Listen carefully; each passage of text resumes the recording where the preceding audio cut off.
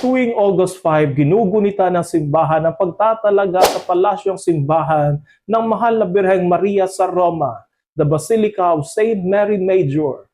Ang pinakamatandang simbahan ay inialay sa Mahal na Birheng Maria bilang ina ng Diyos. Ang kasalukuyang basilika ay itinayo noong 5th century matapos ipahayag ng Council of Ephesus noong 431 na ang Mahal na Birheng Maria ay tunay na Theotokos o ina ng Diyos. Kilala rin ang pagdiriwang na ito bilang Our Lady of Snows. Ayon sa tradisyon, nagpakita ang Mahal na Birheng Maria kay Papa Liberio sa mag-asawang deboto at hiniling na magtayo ng simbahan sa lugar na matatakpan ng niebe. Noong August 5, sa gitna ng tag-init sa Roma, sinasabing bumagsak ang niebe sa bundok ng Esquilino, kung saan itinayo ang simbahan. Ang Basilica ng Saint Mary Major ay nagpapalaala sa atin na ang lahat ng karangalan ng Mahal na Birheng Maria ay nakaugat kay Kristo. Pinararangalan natin siya sapagkat mula sa kanyang sinapupunan,